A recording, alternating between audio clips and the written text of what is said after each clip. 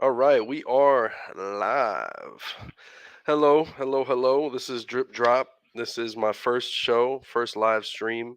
And I got some friends coming in to talk. We're going to talk NBA trade season, all star voting, and also we're going to get into the regular season awards. Always gets heated. Everyone's got their favorite guys. Everyone's got a guy who thinks, hey, they deserve this, but they've been hurt for 10 games, yada, yada, yada. Uh, First guest on the show that we're going to bring in is my lovely brother who loves NBA too. Uh, I was gonna bring in some Top Shot people to start it off, but now I gotta pay homage to my brother, and we're gonna talk some hoops. We're gonna have some Top Shot people come in after that. Just figured I'd get you guys a fresh perspective because the people who know me from Pack Drip most likely know me from NFTs, sports NFTs, that type of thing. So Rare and Top Shot, which my little brother through a lot of convincing, has not gotten connected with. He can't stand Top Shot or So Rare. Maybe not can't stand it, but doesn't want to really dabble in the streets like we do. So I'm gonna bring him in. This is Richie. What's up? What's up? What's up? Welcome to Drip Drop. This is the newest, hottest NBA show on the planet, and I'm just glad that you could be here to help kick it off. I'm glad to be here. Look at that Summer League sweatshirt too. That was one you got me. I think for must have been my birthday. I think last year. Yep. Yeah, I Yep. went to summer league last year. I tried to convince you to get you to come out, but you didn't want to take the trip to Vegas with me. What about this year? Would you go take the trip to see Victor Wembanyama play in the summer league? I think so. I got to get some vacation time. I got. I Okay. got to. I got to get it set up. I think I'll do it this year. I think you got enough time. It's July 6th. I think 6th to the 11th is what I'm planning on going. So you got about 6 months. Yeah. I can't use any of that time.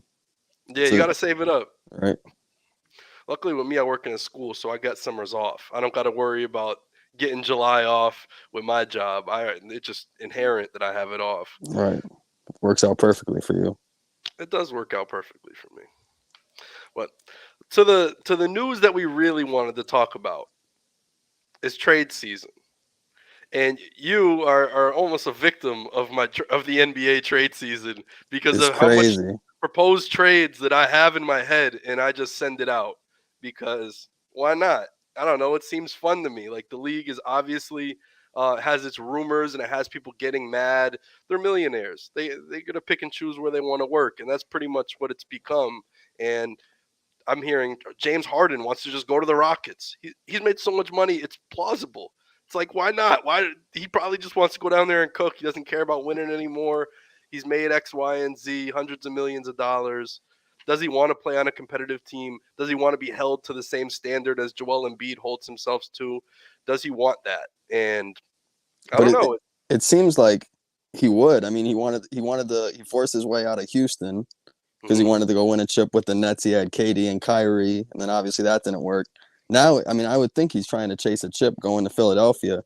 I mean, I don't think Philadelphia has the team that the Bucks and the Celtics do. I mean, I still think they're in the playoffs. They always collapse. I mean, it's either going to be Embiid or Harden collapsing to me in the playoffs because Yeah. the way they play, it can work out in the regular season. Then when it hits the postseason, it just doesn't last. It's just not sustainable to me. But I don't know why he would want to go back to Houston if he's trying to chase a ring.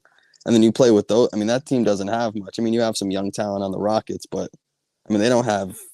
I mean, I think they're a playoff team with Harden, but I don't think they have a shot against any true contenders in the Western Conference. Yeah. Houston with Harden. It also brings the question of what are they going to trade for James Harden? Right. You know, like I mean, that's the you real got to keep question. some of those pieces. I mean, I would think you got to keep Jalen Green. You got to keep Jalen Green. The big problem is there's no contracts that are truly tradable. I guess Hmm. there's we could get into that. I got to learn how to screen share. I think that's my next step. Right. So if I figure out how to do this, settings, oh my god, I should have figured this out before. It's all good. Yeah, maybe hotkeys, share screen, Shift S, Shift S.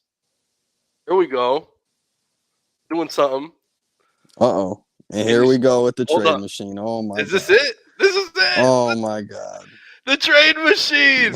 All right, so I figured I would start it off with an insane trade. The Denver Nuggets blow up their squad, and the Raptors kind of blow up theirs as well. And I actually believe this could happen. There's a lot of teams calling about OG Anunoby, and there's been a lot of injury concern with Michael Porter Jr., Jamal Murray. Nikola Jokic is on a clock. I think he's on a win now clock. This is going to be maybe potentially his third MVP season in a row, and people aren't going to want to give him that MVP if it just looks like the same old, and we're just going to see the same thing happen. Is they're going to fall short in the playoffs due to a lack of defense and half court scoring, because that's the real issue when it comes to the playoffs. You also have what's up? I think Jokic is on another level this year. I mean, I think he's having an even better year than 2 years ago and last season. Mm-hmm. I mean, I don't know. Which I agree with. And has Jamal Murray had his best season of his career this year? No. Are you going to risk having an underperforming Jamal Murray and Michael Porter Jr., who's coming off a back surgery, still looking a little slow, but also looking decent at times too? You have Fred VanVleet, who wants out of Toronto. He unfollowed all the Instagram account, the Twitter. He's done his little sayonara, and we all know what that means typically. And he didn't sign the extension either. He didn't sign the extension. So, I mean, it doesn't sound like he wants to be there. And another piece of this is Chris Boucher, as of today, is trade eligible. And that's why I did this show on January 15th, is because I have a ton, and I mean a ton of potential trades. We're going to go through the entire league. And if your team doesn't get brought up in a potential trade or does, hey, if you got a little idea, hey, what happens if Siakam's traded? We could come up with a little custom trade on the fly. We got some of those ready. But I have a ton of trade proposals in the works. But this is a one that'll really just get your mind cooking into thinking, well, these are all basketball players, plug and play. They can play anywhere they go, but they also fit a certain niche. Jamal Murray and Michael Porter Jr. are really good offensive players, can shoot, can score, don't play much defense. And I think that's what the Raptors actually need. Is they need a little bit more scoring. They need way more three-point threats than they currently do now, which I think Jamal Murray, Michael Porter Jr. fill. They'll lose a point guard. They need another ball handler. So Ish Smith coming over, because he's not a guy that plays in excess of minutes right now for the Nuggets. He barely plays. He's the third, the fourth string point guard, depending if you consider Jokic a point guard too, because you got Jamal Murray. If you look through this list, we got Bones Highland, who's incredible, maybe the best backup point guard in the NBA other than Tyus Jones. I love Bones Highland. The Brog contract. The Brog kid. He's I would say he's more of like a combo guard, but like a straight up point guard off the bench. But yeah, we love the Brog kid, Malcolm Brogdon. I think I'll save that one. But we got Bones Highland. You have Nikola Jokic, and then you'll have Fred VanVleet replacing Jamal Murray in the ball handler position. I think that's enough. We've even seen Peyton Watson handle the rock a little bit. That's really what they need. Is just, the Nuggets need, I think, more defense. They need a little length, and they could use some shooting too, which Gary Trent brings with him. Jamal Murray, Michael Porter Jr., he'll kind of fill in a little bit, but they need defense, and that's what I see. I think they've done it with a point guard who doesn't need to defend, so that's fine if Fred VanVleet comes in for Jamal Murray. I feel like defensively, you're almost getting the same thing. I think Fred VanVleet's stronger, much stronger than Jamal Murray, so maybe you even get somebody who could blow a screen up on occasion to where Jamal Murray is just getting destroyed by a screen. I love OG Anunoby. This is kind of just the tip of the iceberg for the whole trade machine. Do you have any trades that you want to work out, or you have anything lined up? I know I always send you all the trade proposals, but you never, get them done. No, yeah, I didn't have any really set up. I was banking on you doing everything like you always do. All right. So you know what? I could get going on maybe another trade. We could still include the Toronto Raptors, but we're going to go to Orlando.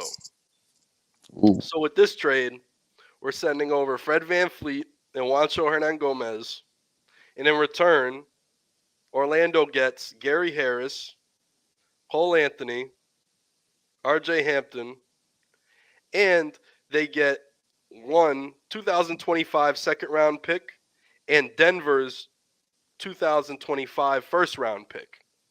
So the Raptors are getting a first and a second rounder, which the 2025 Denver first shouldn't be that good.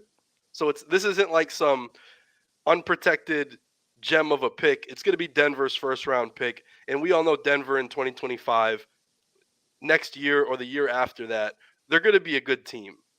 That's the way Yeah. I feel about it, especially if they don't do the whole Fred VanVleet to Denver for Jamal Murray and that trade doesn't happen and this one happens instead. The way I see it is Orlando gets a point guard that they could actually win with now. And then the Raptors pick up some ball handlers and some offensive guys who could just slash and help all the guys who are just taller that are on the Raptors just play better and more cohesive.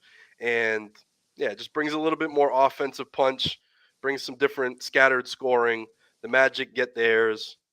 They take Wancho with them, but Yeah, I like that trade for the Magic because they yeah, have a lot of young talent too, and then you kind of have Paolo Banchero who looks like he's been out there for a few years. I mean, he doesn't play like a rookie, no, not at all. and I really like his game. And then you have Mo Bamba out there. They just have so much young talent. I think that could work. Then you have a more veteran player like Fred VanVleet. They could be something. No, I agree. I think this is really where it's at. Is somewhere like this. I want Orlando. I kind of want them to try to make the play in. I don't know why. I really like their team. They have just so many young pieces. They're really fun to watch. Then you got Bol too. And Isaac is coming back soon. Like I Right, they have feel like Jonathan Isaac coming back soon. They have so much young talent. It's they can make crazy. a good 10th to ninth place seed. They could do it. No, I could definitely see it. I don't think they're going to go anywhere, but I think they could definitely make one of those spots. Right. And I mean all they need, like I said, is a guard. So this is kind of the Fred VanVleet trade to get them into a more win now status.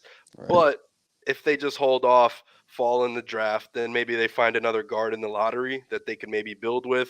Um, but man, Banchero, I think he's about to just win for the next 15 years. He's a good player. Like He is. Yeah, he's so strong, so he does good. everything well. He reminds me of Carmelo Anthony when he came into the league. A lot of mellow, Yep. but just like modern day mellow, which he's not afraid to pull threes on the go, off the dribble.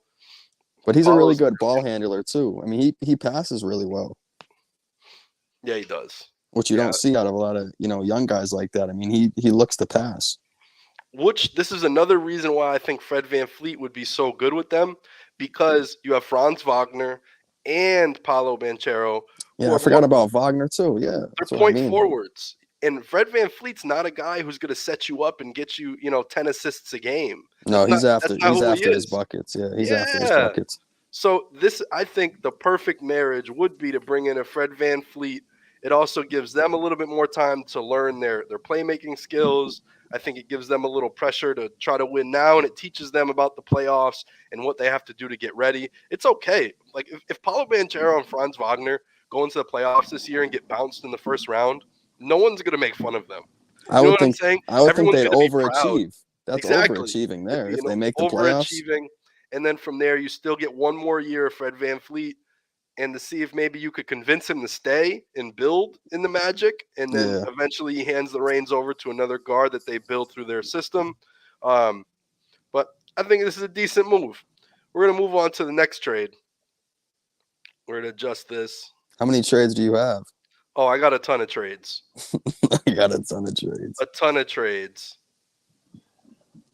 Yeah, so we got let's start this one up. I got another East Coast one. Atlanta and Miami. So there's been a lot of kerfuffles going on with the Hawks and Nate McMillan and the GM Travis Schlenk just lost his job to Landry Fields, and then Landry Fields immediately hires of someone to go under him. There's a GM, and now they have a vice GM, which the Hawks didn't have before. It was just Travis Schlenk, a Mm-hmm. video guy that they pulled from the Golden State Warriors. They wanted to kind of replicate the Golden State system, hence they drafted Trae Young, and then Kevin Herter, and they claimed that that was going to be their Clay and Curry combo. And he just kind of went with that vision. Ownership backed that vision, and it looks like they're kind of stepping away from that vision. So from what I feel is you have Landry Fields coming in, and he signs Kyle Korver as their vice GM. There's a regime change. Something big is going to happen with the Hawks, and it might not just be this John Collins trade that everyone seems to be sitting and waiting on. And Right. he's been waiting on for 3 years. So I'm going to throw something a little different into the mix. We're going to do a Trae Young and Justin Holiday. Oh, Onyeka Okongwu, I didn't mean to tap. So from here, do Kyle Lowry, Duncan Robinson, and Omer Yurtseven. And the Atlanta Hawks are going to give up 3 first-round picks for this. Trae's Sheesh. still got a ton of value. Oh He's yeah, got definitely, 5 definitely. years. He's locked up. Like he's going to be there. The guy is an NBA point guard. He's one of the best passers in the league. He's also a ball hog, which that's kind of the conundrum is it's like, damn, Trae gets 10 assists a game. Damn, his teammates don't play or shoot much. They're just standing around waiting for Trae to give them the ball. Yeah, he should So, have those assists with the amount of time he has the ball in his hands. exactly. So there's a little bit to it, but at the same time, I feel like a fresh coat of paint on Trae Young, keeping him down south, I think is another thing. I don't know why. I feel like he might like the ice tray, might like the hot weather. I didn't want to put him up there in Toronto. But so Right. with this, is you're giving up 3 first-round picks from the Miami Heat. You got to remember the Gobert trade. It's gonna send shockwaves through everything for the next 2 to 3 years. Yeah, it So messed everything up. values are going to be extremely high. Trae Young was once a top 5 pick, and I think he brought his team to the Eastern Conference Finals. The guy knows what he's doing. He really does. He can't play too hard at defense. We all know that. He's the same size as Allen Iverson, but doesn't share the same athleticism as Allen Iverson. So that there's problems when you're a 6'1" point guard and you weigh 160, 170 pounds. You're going to find your limitations in the league, but also he has things that nobody can replace. And that's why I think they trade for Trae Young, and it kind of creates a win now situation for the Heat again, puts them into real contention because Kyle Lowry's had a problem in the playoffs since the beginning of his career. Well, he's had a And problem with the Heat. He hasn't played well with the Heat at all. right, he hasn't played In well with the Heat at in the all, regular season or the postseason. and staying So healthy. And so this gives the Hawks maybe a time to figure out what they're doing, give DeJounte Murray whatever he needs if he wants the ball more or less to play on or off ball with Kyle Lowry there. Duncan Robinson, you get just a solidified shooter, a guy who knows his role. He's not going to try to become, a superstar or anything. He's not going to do anything outside of the playbook. And then you get Omer Yurtseven, which I think is really good because the Hawks are in flux right now. Everything is up in the air. The only big that we know that we like for them is Onyeka Okongwu. Everyone loves Onyeka Okongwu. yeah, He's very cheap on the contract. You see right here for $6 million. He plays really hard defense. He makes less than Derek Favors, and Derek Favors is just sitting there. Derek Favors doesn't even get minutes on this Hawks team, and he's sitting there for $10 million. So Onyeka Okongwu comes with a lot of value. Clint Capella has been declining over the years. He's not Rockets Capella, not right. anywhere near that anymore. And then you got John Collins. Who knows what is it? Him and Trae that are the issue? Are they the ones that are butting heads? I wish we could Seems be in the like it locker room. It really does seem like it's Trae and John Collins because they butting were heads. talking about that. They were talking about that last year that John Collins and Trae Young weren't seeing eye to eye, and then it seemed like John Collins was going to get traded. But then he signed that extension, and then I don't know. Now the trade rumors are back up again. They are, and that brings us to making a little John Collins trade. Let's see where this goes. We got John Collins, DeAndre Hunter, and Justin Holiday for Chris Middleton. Oh my! Stop trying to Serge trade Chris Ibaka. Middleton. It's Money Middleton, man. We're trading Money Middleton, You're man. crazy. We're trading Money Middleton, the two-time All-Star, The Celtics killer. the Celtics killer. He's just had a tough time coming back from 3 different injuries. You got to remember, he had 2 surgeries and an injury as soon as he came back. He hurt his knee. So you got a lot of issues going on with Chris Middleton right now. He was already a second round pick. He was not a highly touted prospect. And at his age, with everything that he's been given and done, is it kind of like running its course? Is it a little bit too much to ask of Chris Middleton to come back from two different surgeries? You got a wrist and the lower body surgery, and then you got his messed up knee. I just don't know. Serge Ibaka, he's washed.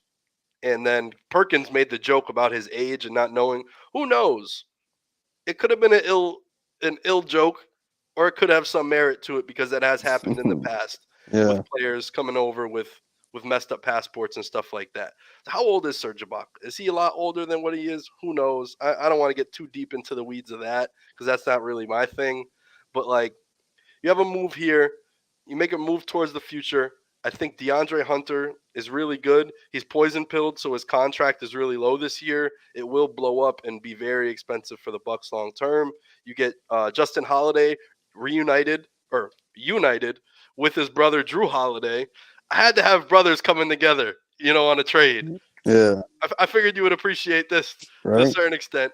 But yeah, so I got Chris Middleton getting traded, and it just adds some 3-point shooting that I think the Hawks really need.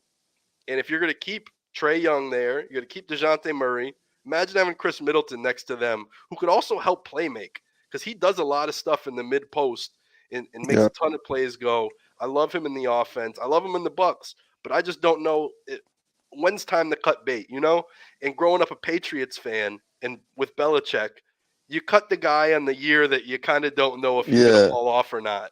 If he always does it a year early. He always does it a year early. And everybody goes, oh, my God, you traded Richard Seymour, blah, blah, blah. And Richard Seymour has a great start to the year, and then you see that you never hear from Richard Seymour ever again. And we've seen that with more than one player.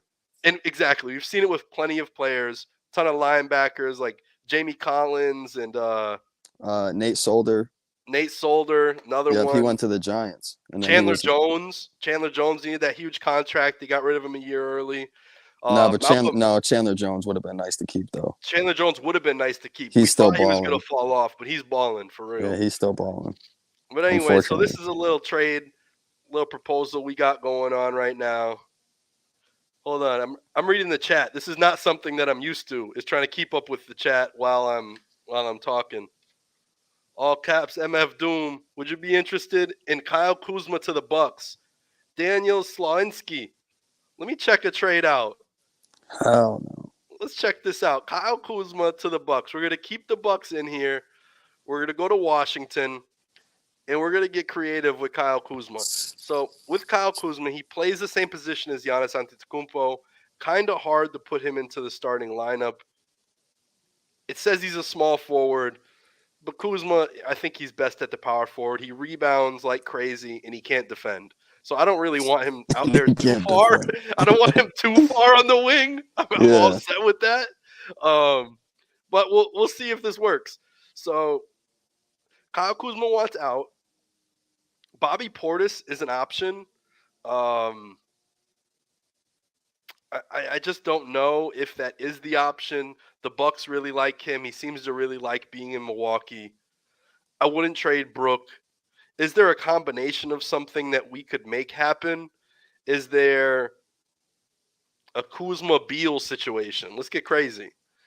A Kuzma Beal situation where just in contract you have to throw in one of these guys, either Chris Middleton or Drew Holiday. So I'm going to make it a power forward because if we trade away Drew Holiday, keep Middleton, why would we keep Beal, Kuzma, and Middleton? Kind of seems like three poor defenders, especially Kuzma. Middleton, he's coming off all the injuries, so he's a little slow. Beal's never been known to be a defender at all. So, yeah, I would want to keep Drew in this situation. I haven't done my research on the Wizards' first-round picks. Usually I look that up, and that's why I have it all in my my templates. But, yeah, so let's see Bradley Beal. And what else would you have to feasibly give to make this a good offer? So you would have to give Bobby Portis and then maybe Grayson Allen. Grayson Allen for Kuzma, straight up. Relax. We just want to get rid of Grayson Allen. We do. We need to. Tired of watching him and his missed threes, but he makes these random floaters though. Yeah, But he's yeah, just so tripping people. this would be like something that works contractually. You would have to do the research on which picks you would want to give. Who do you think actually is getting more? I think the Bucks are actually getting way more in this trade.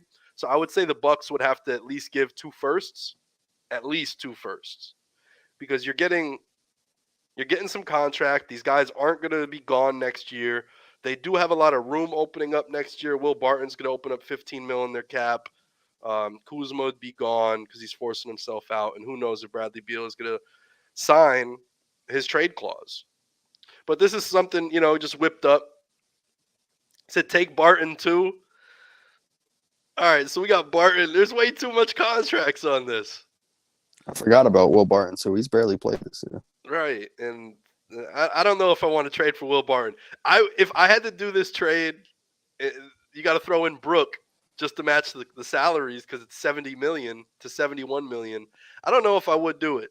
I think Yeah, I that's don't a know if little. I don't want to. I don't think I would want to get rid of Brook, Yeah, I especially don't with the want to way get he's rid of playing Brook. this season. And This I is don't probably really his best season with the Bucks. exactly, and I don't know if I really want Will Barton because it's just not it. I feel like Nuara and Beauchamp are my wings. I got Joe Ingles on the wing. Connaughton, he's eligible to be traded tomorrow, but I wasn't going to hold this whole trade show off just so Pat Connaughton could be in these trade scenarios. It's about $6 million for real though. There's I think 2 or 3 players that are on January 16th, not 15th, so it's Yep. one day off. But yeah, we're gonna just go on with the show.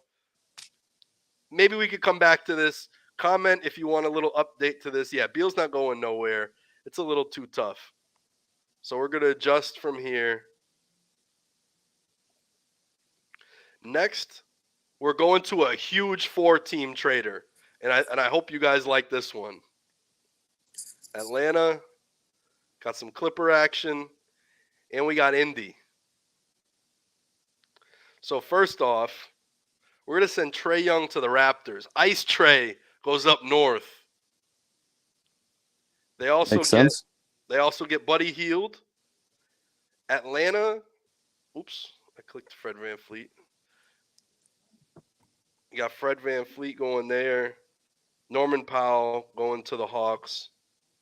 And you also got Thad Young. Where's Thad Young coming from? He's coming from Toronto, right? Yeah. Yep. And then Clippers, Miles Turner, and Gary Trent Jr. go to the Clippers. And then Pacers get John Collins, Marcus Morris, and Keem Birch. So let me just get this successful. Okay, so do you want to talk about this at all? Yeah, I'm not mad at that trade. I mean, I know there's definitely been talks about Buddy Hield and Miles Turner being traded. I think it would make sense if they went to the Lakers, to be honest. And To the Lakers? that seemed like it would be such a good trade they were talking about earlier in the year if LeBron wants to win now. But now at this point, I think with Westbrook playing so well off the bench, I don't know if it would make sense to trade Westbrook. Right, but he might win 6th man of the year. I know he's in contention. Yeah, and then you have, but with the 4-team trade here, I mean, it makes sense with the whole Trae Young debacle in Atlanta. It makes sense to bring him to the Raptors. You know, there's been talks about VanVleet being traded and not resigning. So yeah, I like the trade.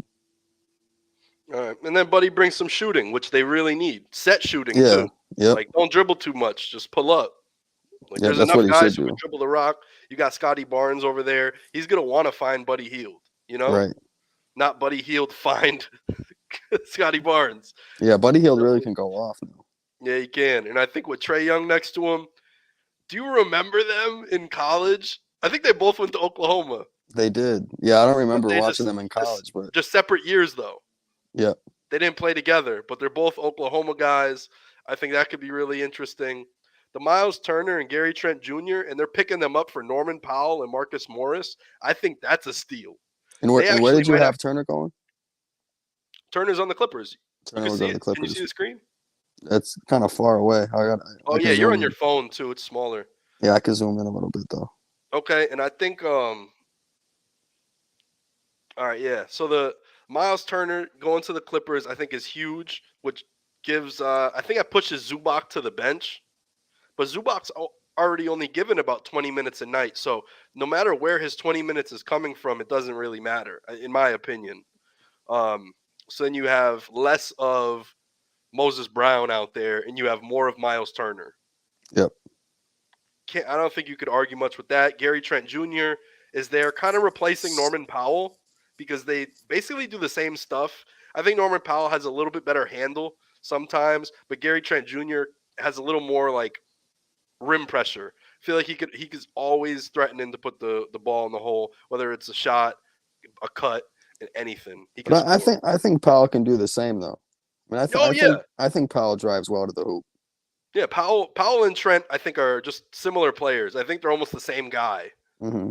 Like it's the Spider-Man meme where they're both pointing at each other. Yeah, Like it's damn near on that level with Powell and Gary Trent Jr. Um, oh, I think I got somebody in the green room. Uh-oh. But we're gonna let me see. Hey, Poppy, you in here? Yeah, what up? Yo, are you ready yet or not? Yeah, I was having some. What's up, guys? Hey, thanks for having me on the What's show. up? I was just eating some waffles. Okay. Yeah. Here, let me put it to this. All right, so let me introduce y'all to my man Poppy. I met him when I was in Summer League Vegas this year, and we were going through all this Top Shot stuff. We wanted to go play basketball. We wanted to go to all these events, and we met each other at the game. And Poppy he didn't make too much Top Shot content prior to this, but lately he's been on Instagram and he's been making betting videos, some Top Shot tips, and things like that. He's a very unfamiliar face to the space, and I just wanted to introduce Poppy to everybody. Hey, guys, thanks for having me on here, Pack Drip. And how's it going, Rich? Hopefully I said your name right. Yeah, it's What's up? Rich. Richie. Yeah, we did meet on NBA Top Shot, Summer League. It was a great experience. A lot of games, and it was good stuff. You know, I talked to Pack Drip, and he knows about a lot of stuff on NBA Top Shot. He's been in the game for a while, and you guys need to listen to him on NBA Top Shot. He knows his stuff, and basketball. It was a great experience.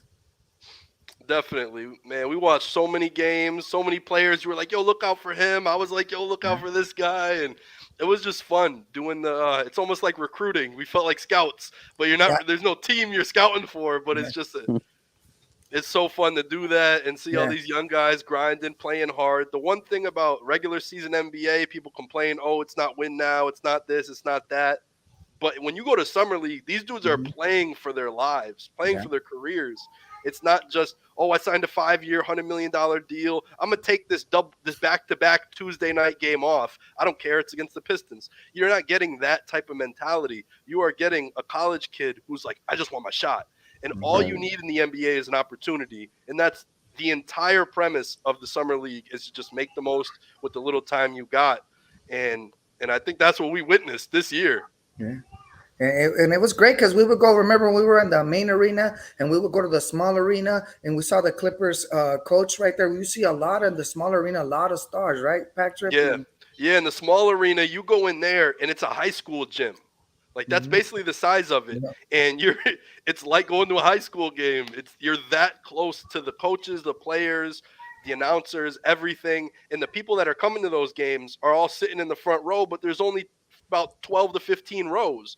So Mhm. front row might be LeVar Ball and you're sitting 2 seats back because he's here watching, LiAngelo play for the Hornets in the summer Mhm. league. There's random stuff that happens at the summer league, and I just think it was so fun. But yeah, we're right now, Poppy. We're getting into trade season and Yeah. talking about some potential trades. I don't know if Okay. you wanna come with us down this journey. But Yeah. right now, we got this big trade. It's a 4-teamer. It shakes up the entire league. Trey Young going to the Raptors with Buddy Hield, Fred Van Fleet and company going to the Hawks, Miles Turner to the Clippers, and then with the Pacers, you got John Collins, Marcus Morris, and Keem Birch. The Pacers get a little bit thicker on the inside, which I think they need. They got their guard situation figured out. They even have guards Chris Duarte was all rookie first team last year, and he can't even touch minutes now. Like that's just what this Pacers team is. It's almost like a summer league team to where all these guys are so young and hungry, and they're not giving up their spot once they earn it. And Mathurin took all his minutes, yeah. Mathurin took all his minutes. Right. So you got the first team all rookie last year. Granted, he's 25. I know he's a little bit older as a rookie, but took his minutes coming in. And Benedict Mathurin might win Sixth Man of the Year, which hasn't been done by a rookie since. Do any of you guys know? Oh, that's I'm Sixth Man of the Year by a rookie. Kawhi Leonard? Kawhi Leonard did not win Sixth Man of the Year. That's a good shot. Yeah, I'm not sure. Let's see if anybody in the stream. Let's see if they know anyone in the chat. Right, I'm gonna check if anyone knows in the chat. So only one rookie has ever won Sixth Man of the Year, I believe, and he didn't win Rookie of the Year, which is a very funny stat to it. Ooh. That's interesting. All right, so I'm gonna just spoil it. The Rookie of the Year that year was Emeka Okafor, but the Sixth Man of the Year was Ben Gordon. Ben Gordon, I would have never guessed that. Won Sixth Man of the Year as a rookie, but did not win Rookie of the Year. That's wild. Yep. Yeah. All right, so we're gonna go on to another trade from there. No BS, no Ben Gordon, as Lil Wayne used to say. Yeah. There's gonna be a big trade though. There's gonna be a trade. I'm guessing maybe Oklahoma City. You know, they're young. They could trade so many players, right? I mean, maybe make a move on them. Trade so many picks too. That's true. We'll go to OKC after this. This will be a quick hitter. But right now, this could be something that could potentially be pitched. You got Bogdan going to the Suns, helping them win now, if that's what they still want to do. They get rid of Jay Crowder, who hasn't played a minute. Dario Saric has looked really good. So I think that's been helping his trade value. You could dump these guys who are her contracts are over next year anyway. You get Bogdan, and he has a scaling down contract. It actually goes down the more years that he plays for you. So it looks like 19.5 mil this year. I believe the next year it may go to like 17, and it scales down really good. It's a cap-friendly contract. I've done my research on it, but I don't have the exact digits on them. But scaling down contract. Could this be something that helps? I mean, it helps the Suns guaranteed, but I don't know if it's possible. Will the Suns have to give up a second round, a first round pick? Not too sure. That's a good trade for the Suns, definitely. Yeah. Suns need a lot of help right now. Yeah, they need to add some more scoring. They do. So what do you think? You said Thunder. What kind of trade can they make? They have a lot of cap space. Last year, they had so much cap space that they had to pay the guys an even amount of money once the season ended. So in the NBA, you have a cap limit, but you also have a cap floor. And the Thunder didn't even reach their floor. So let's say you need to spend $100 million a year. They only had like $87 million in contracts on the books. So divided between 15 players, they each got like $800K. Just a random check, not having to include their contracts or anything. So even a guy like, Aaron Wiggins or Jeremiah Robinson Earl all got the same check that Shea got. Like they all got one lump sum at the end of the year. Really weird. So yeah, they do have a lot of cap room. What would you want on this team that they don't have yet? Probably like a bigger presence, don't you guys think? Like someone like defend the perimeter, like a little bit more defense, right? Help them out on the defense. Well, they got Chet. That's the mystery, right? Chet Holmgren was supposed to be there this year, and we don't know if he's going to solidify that defensive spot or not. What do you do? They have him listed as a power forward, but most likely he's going to play the 5 for them. There's just like, there's moves, but I don't know what moves can be made. Yeah, right. They have a great team. Such a great young team, right? But they don't really have a true center. Yeah. I know they don't have a true center yet because Mike Muscala, you're not counting that as a center. You can't count Poku as a center. That we know that much. And then you got Chet. So Chet is the only real center on the roster. Yeah. James Robinson Earl is masquerading as a center at the moment. And then you have Lou Dort, who's an undrafted guy who's signed to a long-term contract. I don't know what's going to happen with him, but undrafted guys, I feel the same thing I was saying with Chris Middleton. He's a lower prospected player. I know this sounds crazy, but like if you're drafted in the late second round or undrafted, your pedigree and all this other stuff, people will give up on you much sooner, and it's most likely because you are like a lesser athlete. So you're not getting like the top pick just because you're that type of athlete. Right. So with Lou Dort, they might think like, hey, we just got his best years out of him. He might be 24, 25, but he's 6'3". He plays small forward shooting guard at 6'3". He plays hard defense, and he could also shoot a little bit from deep. But how far do you want to go with a 6'3" small forward? And maybe this is the year that they get rid of Dort and a team that really wants to win. Like Sell we high. can even.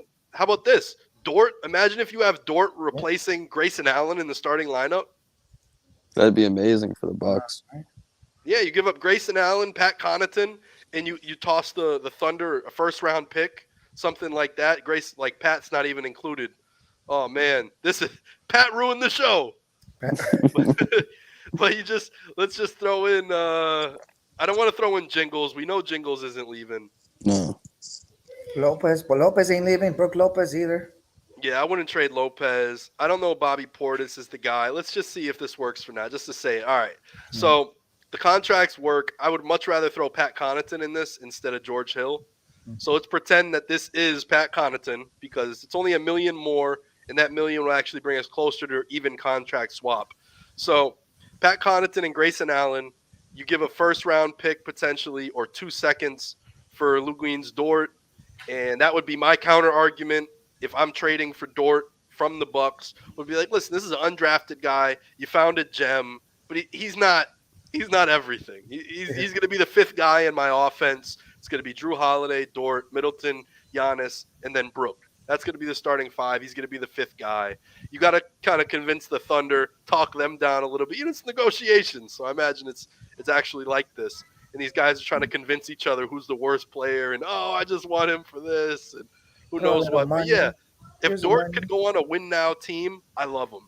I love him absolutely. But right now with this rebuild, I just don't see how high his ceiling goes and transcends what the Thunder are trying to stop, which is losing.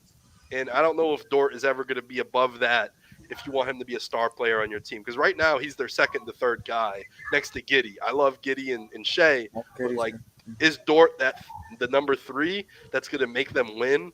I don't think so. So I think they got to move him. They got to shuffle the deck. This one, I didn't at even least write not down. Offensively. Yeah. Not offensively. You can't trust him to give you like 15 a night, really. Mm-hmm. And he hasn't shot. And he's not particularly a great shooter. I mean, he hasn't shot well at all this season either. So No, exactly. Dort's he's a little low right now, but I think on a winning squad, his role is more defined. yeah. That's the way I see it. And he won't have to do as much offensively either. I mean, if you put him on the Bucks, he really doesn't have to do anything offensively. Mm-hmm. That's true. Yeah, and that's what I think he needs to do. I think he needs to focus a little bit more. He needs to be like a Drew Holiday, but without trying to touch the rock.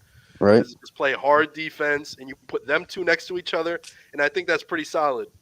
That's great perimeter defense just from those two guys right there. That's great perimeter defense. That's a great duo. Yeah. So we got some other moves in the works. Hope you guys can get ready for this. Hold your seats. Yeah. There should be some right. good trades. I'm excited. There's gonna be a big blockbuster trade, as you're saying. I know. At least I hope. That's what everyone's been saying. So we got some stuff. I'm even trading the beloved Cam Thomas to the Hawks. Wow. Mm-hmm. And then Royce O'Neal goes to the Suns. So with this pick, this trade already works. Already checked this out. So you got John Collins, who adds to the paint. I think the Brooklyn Nets need some power forwards. They need to get a little more size on their roster. Royce O'Neal has been playing some tough defense as a 6'5" power forward.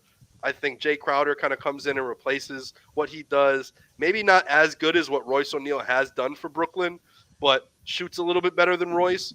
And then you got John Collins, who I think is a better paint presence than Royce O'Neal.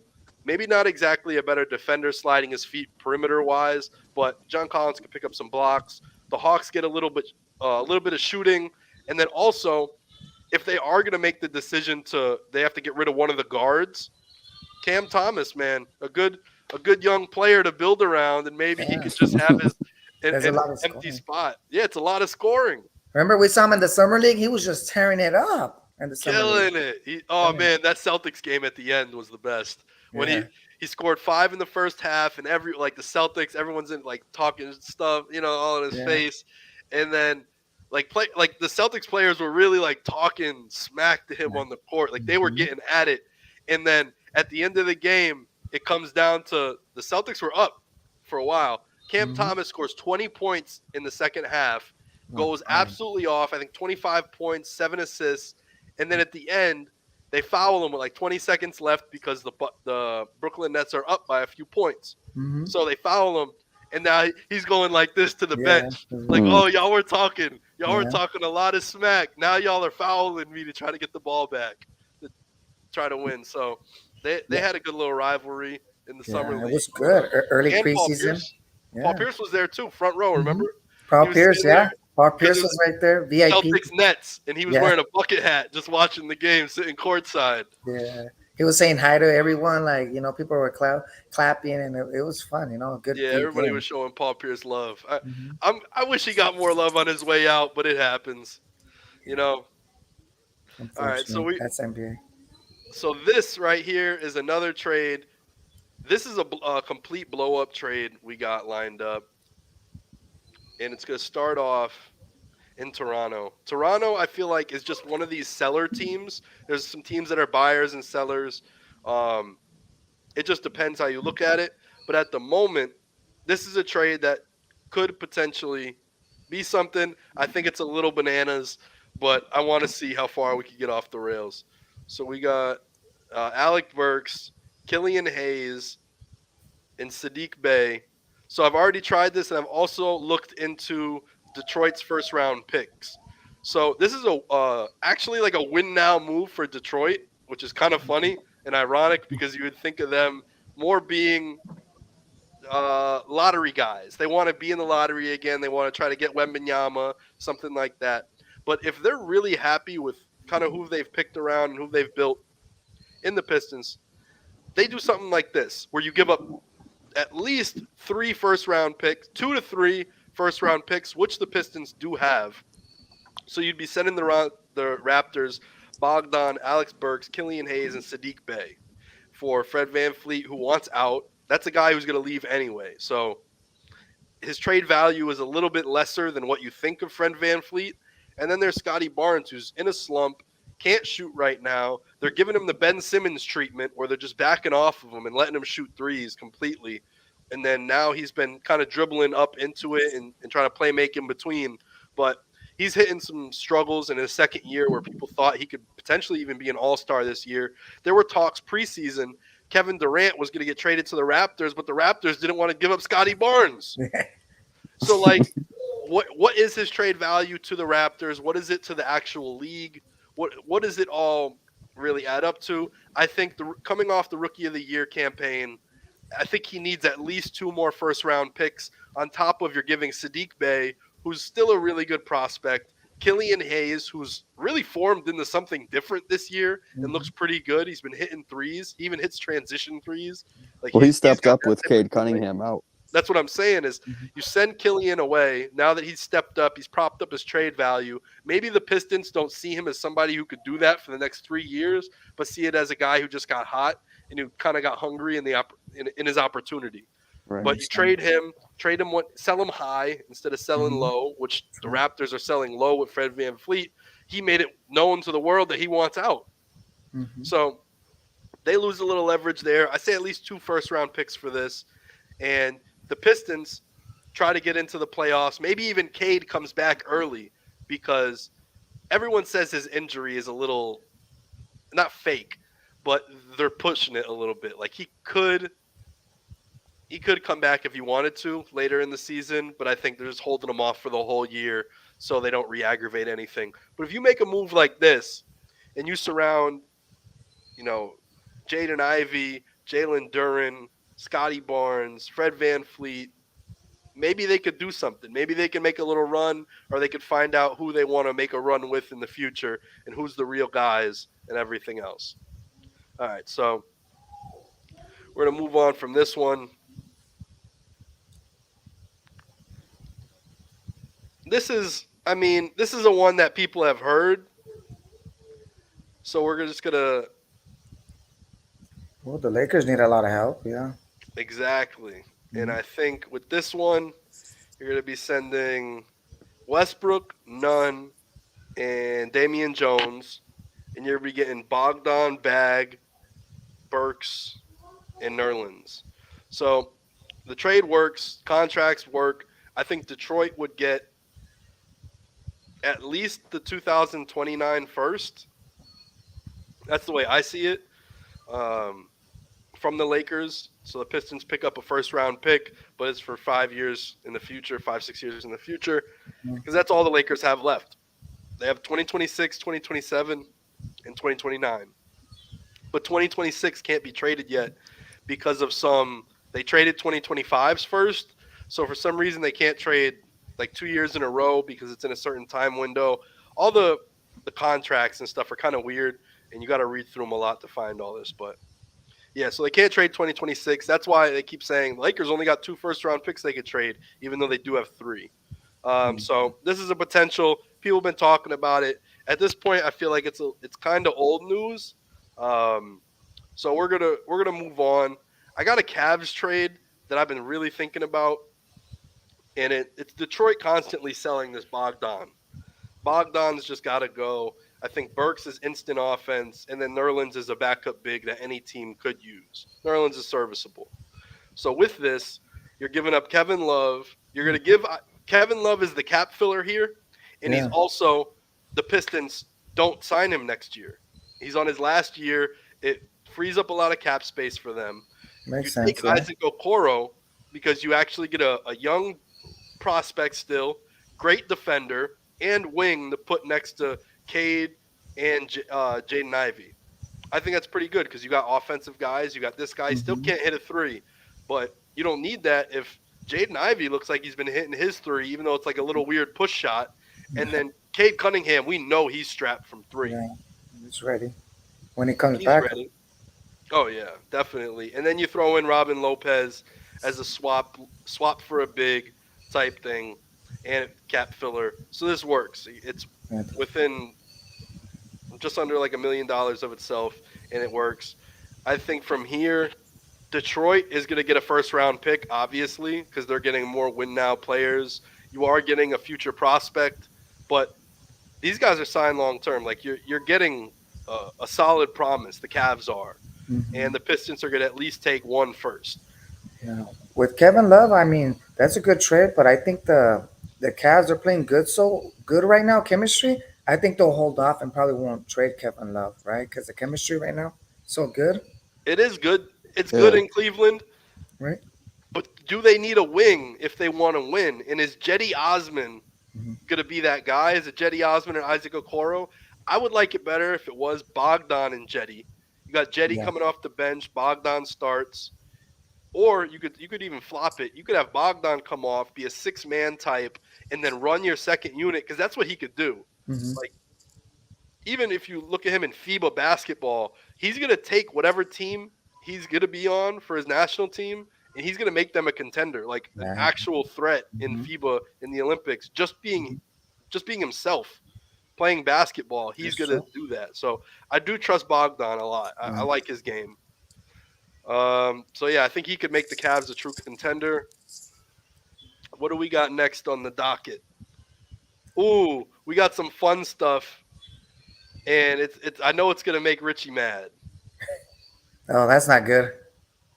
It might be good for content, though. It might be good content. It's always good for You're content. trading Middleton again. We're trading Middleton again. No. We're trading him for Eric Gordon, Jayshawn Tate, Bobby, and KPJ. Hell no. Hell no. This is the move. That's nuts. And so I think, do I have to use this trade exception? Let me see if it works. It does work. All right. So we're going to throw in, which year draft pick was this? All right, we're gonna throw in the 2024 first round pick to the Rockets. So the Rockets are getting Chris Middleton, Wes Matthews, and a first round pick. There's rumors that next year that James Harden wants to go to the Rockets. Maybe they make a trade to get a 3-point shooting wing to put next to Harden.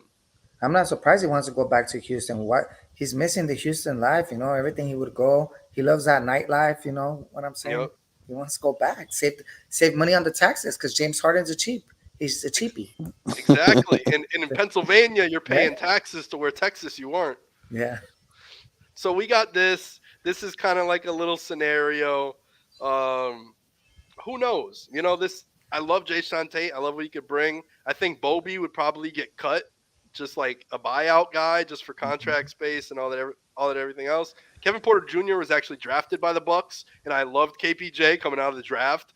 But he was traded immediately. The 30th pick was Milwaukee Bucks, and they got rid of him.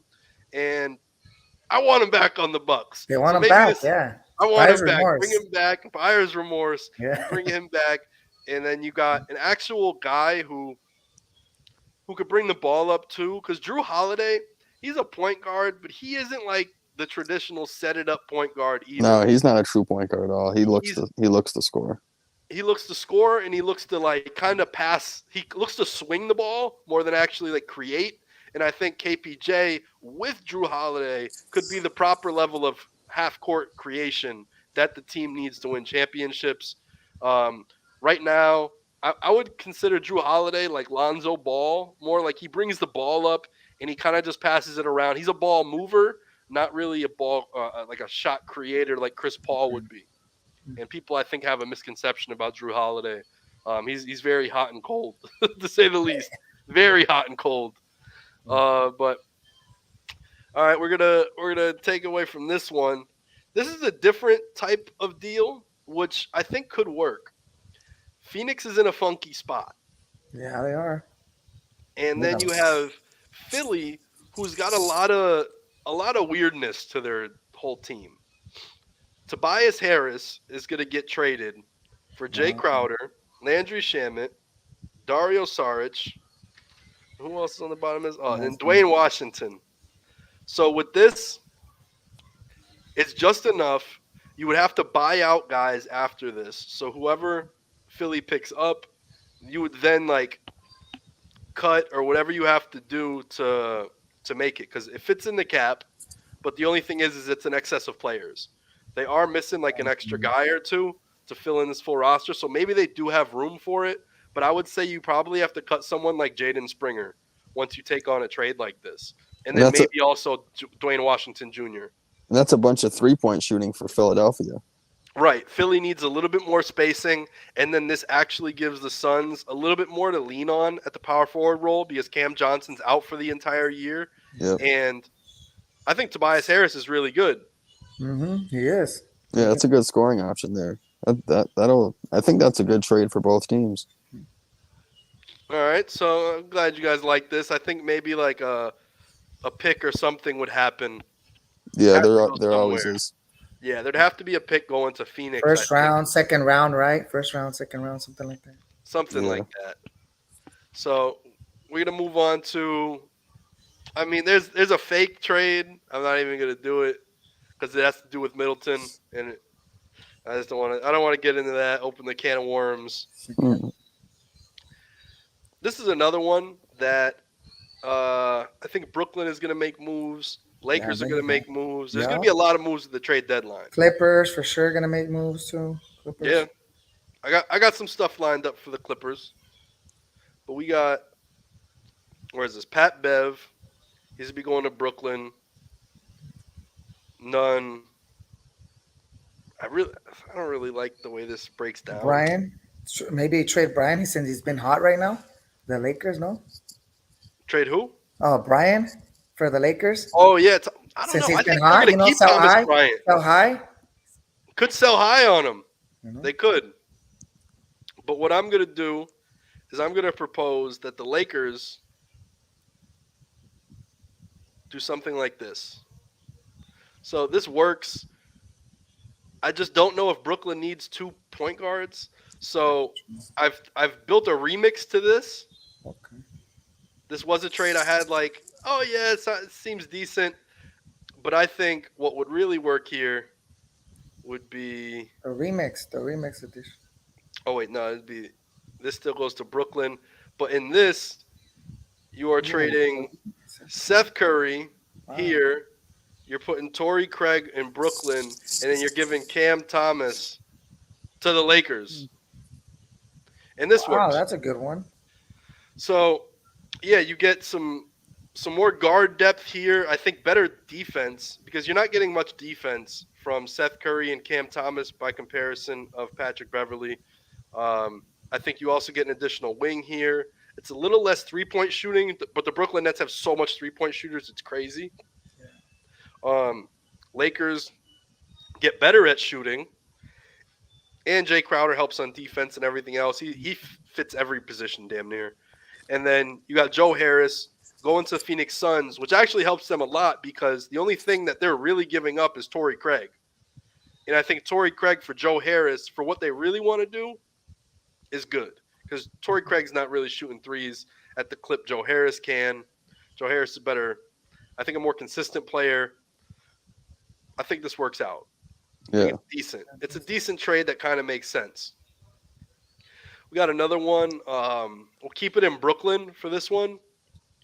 And we'll add San Antonio. So Jakob Poeltl has been up for discussion, and I think there is a guard surplus in Brooklyn. So you have a guard surplus, which they also need some guards over here. The only point guard that's really there is Trey Jones. He's been manning the ship for the Spurs the whole season. And then now you have Malachi Branham, who's been coming out the last couple of weeks, doing a little bit better as a rookie, trying his stuff. But I think there's a big guard gap in San Antonio, especially with Josh Primo. He's gone. That's They were- unfortunate, right? The they were- incident. He was yeah, a that- good player, up Yeah, and that- coming. Up and coming, but that whole thing was a mess. That was a And mess. Primo's gone. So that's a big opening where they were expecting someone to take over. And I think Yeah. Patty Mills going back to San Antonio is cool because Coach Pop loved Patty Mills. Yep. And they got their thing. He comes back. And you got Cam Thomas, who's now the star. And I think he's a very coachable person. His parents are both they were both in the military. He was born in Japan on an army base. And Coach Pop was in the army and was like an army coach. And it kind of comes from that same pedigree. I think he would give Pop the respect. A lot of young players might not respect Pop in the same way that Cam Thomas would.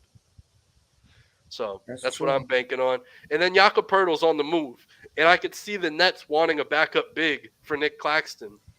And you got Poeltl coming off the bench in the playoffs. Holy shit. That's probably going to be the best big coming off the bench in the playoffs if that's the case.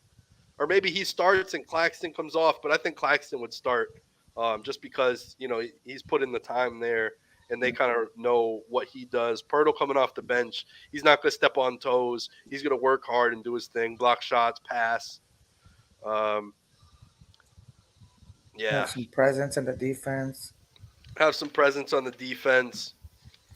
What else we got? We got some stuff. Ooh, this one right here. Let me break this out, and then we could talk about something else. This is gonna be not the last trade of the day, but the last proposed trade for now. Yeah, the Timberwolves are good. They really do need some help too, so you can get better. Young team. So we got Eric Gordon, Jason Tate, Boban Marjanovic, Kevin Porter Jr. going out for D'Angelo Russell, Bryn Forbes, Nathan Knight, and 2 firsts. Oh man, what happened? Wow. Over the cap. Am I missing somebody? 4 players for 3. I gotta cut something from the Timberwolves. Too much on the salary. Yeah, too much on the salary. Let's just say try Wendell Moore. 700K. Dang, I thought I had this. I did this yesterday. It worked. Maybe it was 2 players. Maybe it was like Nathan Knight and like Matt Ryan. Maybe that's what it was. There you go. There you go. Somebody. All right. So with this, Houston is going to be. They're going to be taking on picks. So Houston's going to get 2 firsts, which Minnesota only has 2 firsts left.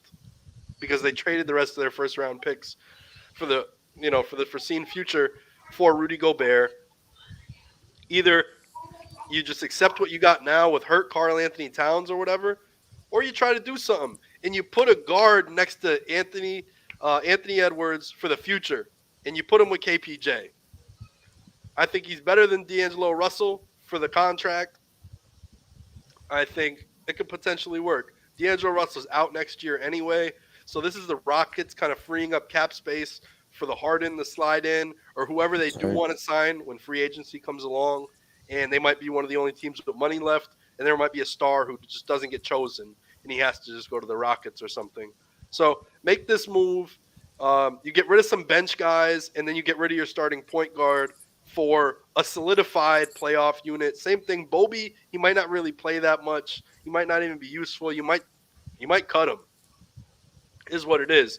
But you take this on, and you get Jayshawn Tate, who's an incredibly hard worker at the power forward position. KPJ, who's a saucy combo guard. And then you got Eric Gordon, who plays the 2 and 3, and he can score whenever he wants, and he play makes really well. So I think this is like a really good move to get Minnesota where they want to be, where they thought they could have been with the trade, but they kind of didn't calculate for a couple things. But I want to ask you guys about regular season awards. Richie, do you have your list at hand? Yeah. So what are we starting with? You can start from wherever you want. Well, I guess the first thing I had was MVP. So I just did top 5, I guess, because there's so many people. But I went with Luka. I think like right now to me, it's either Luka or Jokic. I mean, I think you could give it to either one. Then I had Kevin Durant there. Okay. But obviously he's going to be out for the next 2 or maybe even more than 2 weeks, but at least the next 2 weeks. But he's just been so efficient from the field and from the free throw line. And now the Nets are winning games, so I think that makes his case even stronger. And then, as much as I hate to admit it, I had Embiid. I hate the way he plays. I hate that he flops so much, but I mean, he puts up the numbers, and he's kind of like him and Giannis. The way they're able to score, or the way they're able to put up some crazy numbers in like those 28 to 30 minutes when they blow out some teams is pretty amazing. So I had Embiid, and then I had Giannis as well. So those are my 5 right there. For your MVP picks? Yeah, for my MVP picks. And then I think I had, Shea's kind of around there, but the record isn't great. I think the Thunder are still maybe 4 or 5 games below 500. I had Tatum in the mix too because he's one of the best scorers in the league, and the Celtics have the best record in the NBA. So those were my 5. All right, Poppy, what you thinking about MVP? MVP, man, there's a lot of great players. I'm really liking Djokovic for, I say, the best team in the NBA right now, the Nuggets, playing very good. So if I had a future bet, I would bet on him on the MVP. Future betting wise, go back-to-back MVP, and that's who I really like right now since the team's playing very good, very hot. So I'll take Djokovic. Okay. My pick is going to be Giannis. I think Giannis is just going to get it done. Even if he doesn't get the help from Middleton, I don't know where it's going to come from. I don't know if there's going to be a trade that they make at the deadline that I hate or love. But if he finishes, if the Bucks finish in the top 2, which that's what I think is going to happen, you got Brooklyn falling out of the race, Cleveland, they're still not as good of a team as the Bucks or the Celtics. If he's in the top 2 and it's been him the whole year doing it himself, it's going to be hard not to give it to him. That's the way I see it. So I would give my MVP to Giannis. What about 6th man, Rich? 6th man, let me see where I had it. I know I had Russ on the list. Okay. I had Russ on the list, and then I had I had Benedict Mathurin too. He could really win. I mean, I think Paolo's ahead of him for Rookie of the Year, but I think he could win Rookie of the Year. He has the potential to win Rookie of the Year and 6th man. And then I had Malik Monk in the mix too. He's been great off the bench for the Kings this season. So I had him in the mix. I think Malik Beasley's up there. I don't think he's with those other guys, but Malik Beasley's played really well off the bench this season with the Jazz. Mm-hmm. So those were Norman Powell too for the Clippers. Norman Powell, yep.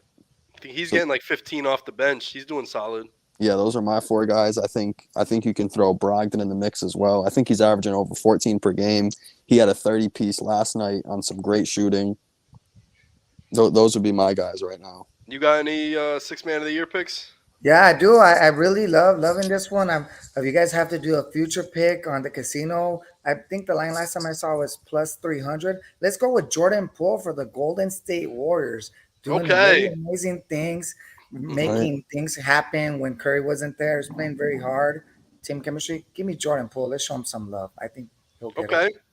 Okay, I like the Jordan Poole pick. We just got to make sure that he doesn't go and play too many. He doesn't start too many games that he plays in.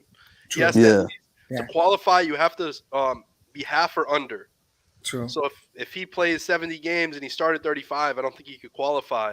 It has to be like 34 games started or below. So yeah, I like the Poole option. I really like what Norman Powell's been doing for the Clippers. Hell yeah.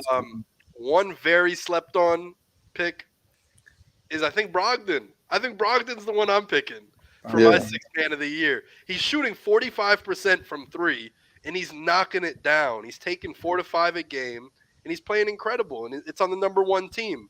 If I just look back at the end of the year and really think about, Celtics finished first in the East. Why? They had an incredible bench unit. They could rely on that. Finally, they have finally. a good bench unit. Yeah. They haven't had a good bench unit in years. I can't remember the last time they had a really good bench. And they came back yesterday, right, against the Hornets. They were losing. They just came back. The bench worked. The Hornets. Yeah. It was Tatum in the third quarter going Mhm. off, and then Brogdon took over in the fourth quarter. Yeah, That was a great game for them in the Brogdon second. really did In the take over. second half, the second half was really good. The first half was kind of a mess, but Yeah, it was a message. So for the first half of the season, who's your defensive player of the year? defense. I had a few guys. I had Brook Lopez there. Hmm. I had Brook Lopez there. I think Nick Claxton has had a really good season, really underrated season. Yep. I think you can throw Giannis in there every year. Just like you throw Giannis in with MVP, I think you throw Giannis in with Defensive Player of the Year every year. Embiid's always up there. The defense is much better with him on the floor. I think he changes everything. I had and I don't think he would win it. I don't think enough people would talk about him. But DeAnthony Melton, the way he's been able to play on the defensive end, he's got a bunch of steals too, and he's kind of having a career year with on the defensive end. Yeah, Melton is doing pretty good. I was thinking, DeJounte Murray early in the season was racking up steals, like 4 or 5 steal nights back to back. He's cooled off since then. But that's what Melton was doing. Melton was going on some crazy streaks with steals. He was getting like 3 or 4 for like a 5 or 6 game stretch. I see Jaren Jackson Jr. winning it though. I don't know about that. I Yeah, I see can Evan see that. Mobley. Give me Evan Mobley with the Cavs. Evan Mobley? I had Evan Evan Mobley on the Mobley. list too. True. I had Evan I Mobley on really the like list how too. he's doing, helping the Cavs. Really great player. I love how he plays. Who shows a lot of heart, and that's what we want. People showing heart, getting the awards. Yeah, that's a good point. Mobley does deserve it. I think there's a lot of defensive metrics that prove that Evan Mobley is special. So he could be the guy. Yeah. And it's plus. I was checking at the lines right now. It's plus future bets. If you guys want to do that, that's plus 1,200. So that's pretty good money if you bet. Yeah, that is good odds. Yeah. But I just like Jaren Jackson Jr., the block panther. Jaren Jackson Jr., He'll come in and have a 7-block game. He's actually the favorite, plus 140 on the odds. Yeah, He's like Jaren Jackson Jr. is top 5 in blocks right now, and he's probably played 10, 15 games less than the people that are ahead of him. That's what I'm saying. That's really impressive. He's on another level. He just hasn't got the games put in, and I think that potentially, if he just keeps playing games and the Grizzlies finish in the top 3 and he's got 65, 70 games played, I think there could be an argument for Jaren Jackson Jr. Yeah, health is always a question, but the thing with him is getting in foul trouble too much. That's been one of his problems early on in his career, but he's still young, so I think he can fix that. But in today's NBA, it's kind of hard to defend too. So, but that's been one of his issues is getting in foul trouble, so he hasn't been on the floor enough. So what about Rookie of the Year? What do you got, Poppy? Man, there's a tough one. There's like Man, so many rookies right now. Oh man, I'll let Richie take on this. I'm gonna look at the line right now. Yeah, right now I think it's I mean I think the top two pretty obvious, Paulo Bencaro and Benedict Mathurin. I still think Montero, yeah. I think Bencaro's been is ahead of Mathurin by a little bit. But right now to me it'd only be Paulo and Mathurin. I like Jalen Duren from the Mhm. Pistons. He's very efficient. He's a very good rebounder. Very good on the defensive end. I like him. Jaden Ivey's put up some good numbers. I think he's gotten better as the season has gone along as well. But right now, to me, it'd be Bencaro and Still Mathurin have a little Walker Kessler by a though. long shot. Walker Walker Kessler, have Kessler, you been seeing what he's doing over there in Utah? yeah, Yeah. and now He's getting more. actually looking like a real NBA player, Yeah, and he's getting more minutes too. So that looks like who the Timberwolves thought they were getting. right, that was a stupid trade. They should have made just no kept sense. Walker Kessler instead of Right. trading for more picks and whatever else for Gobert. He's doing more than Gobert. Yeah, especially for how much he's getting paid and what you expected out of him. The dude's playing like head and shoulders above what anyone thought he could. Yeah, And Pablo yeah. Banchero's for betting wise minus 715. So It's not even worth it to put anything. It's not on worth him. it. So I'm yeah, looking that's at what the him. line. saying I think it's not. I don't think it's really even close right now. I think No. Bencaro's got it by a long Yeah, shot. does have it. Yeah, he's too Yeah. good. I mean, for betting purposes, I will go for Jaden Ivey for Detroit Pistons Mhm. plus 4,000. So That's just like actually not that bad because he's got a Yeah. lot of opportunity over there with Cade Mhm. out. Yep. I like that. And he's Oh. a freak athlete. I mean, if he Yeah. figures it out something else and he adds it to his game mid-season, he might be able to do something. Right. Scoring champ, I got Luca. Right now, it looks Mhm. like it's him and Joel Embiid neck and neck. But I Yeah. think there's less options on the Mavs than there are on the 76ers, which is going to give Luca way more opportunity to score more all year. Luca Magic. I like Luca Magic. Yeah. Yeah. But as far as the totals, I don't understand why they go with points per game. It should be totals.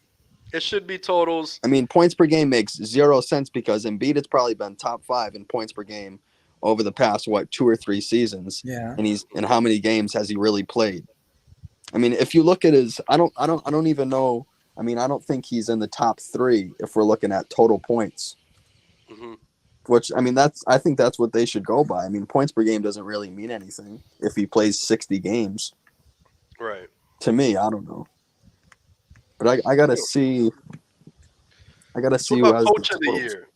Oh, coach of the year. Coach of the Year, I said it from the beginning. It's going to be Mike Brown. He's going to bring the Kings to the playoffs. Right, light the beam. Light the beam. I like Lou from the Clippers. Give me Lou. Tyronn Lue for the Clippers. Tyronn Lue? Because we saw him at the Summer League right there, so I'll go with Lou. Sticking with Lou. True. But I just don't see where he gets it because what have the Clippers done to really differentiate themselves from what we thought the Clippers were going to do, which was rest all year and Yeah. play a whole bunch of random guys at random positions? Right. Like, it happened. I mean, he's doing it, and they're still winning, and they're being Yeah. a decent team. But, like, I feel like there wasn't anything that Tyronn Lue did that was against the odds or he switched something up. He hasn't even figured out how to truly unlock John Wall yet. So True. there are some things that I think Tyronn Lue maybe doesn't get the nod, as Yeah. well as somebody like Will Hardy might get it, the Utah Jazz coach. You know, he's doing an incredible job. You got the I'll look Celtics head coach who came out of nowhere. He wasn't supposed to be the head coach this year, and he's Yeah, still he's coaching. plus 550 and Tyrod Lewis plus 2,500 for Okay. betting futures. For me, I would have to go with Willie Green for the Pelicans. Green.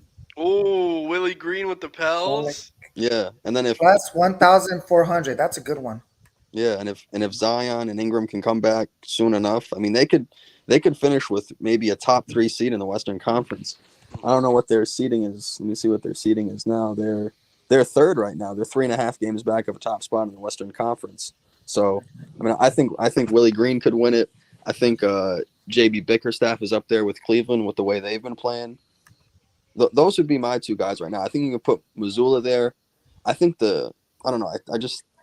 he's done a good job. I think the defense has been awful since they don't have Udoka. I mean, their offense is on a whole nother level. I mean, I think they have the best offensive rating in the NBA, but their defense is pretty awful. But I mean, they're winning, so I guess it's not. I guess I can't really knock it that much if they're 20 games above 500 and have the best record in the NBA. So What are you doing for most improved? most improved, I think it's not even. I think to me, it's not even close. I think it's marketing. I think it's Laurie marketing. You don't think so? I got Laurie written down. That's who I Yeah. think too. I mean, I think it's by a long shot. I think there's other guys you can put up there. I mean, Bol didn't play enough his first 3 seasons, but his numbers have, kind of, at least his scoring numbers have doubled. His shooting percentages, his rebound, everything is up. I think you put, I had Devin Vassell in the mix. I think he's gone up maybe 7 points from last season. He's injured right now, but I think for, when he how well he was playing, I think he's up there. What about Bola plus 2,500? Bola with the Magic, We like Right. that. right? That is pretty good. That's crazy. 2,500 on the odds. Yeah. But I like Tyrese Halliburton. That's plus 350 for the Pacers. Okay. I had, I don't think Shea should be in the considerations. I've heard people try to say it, but I'm like, we knew Shea was a star.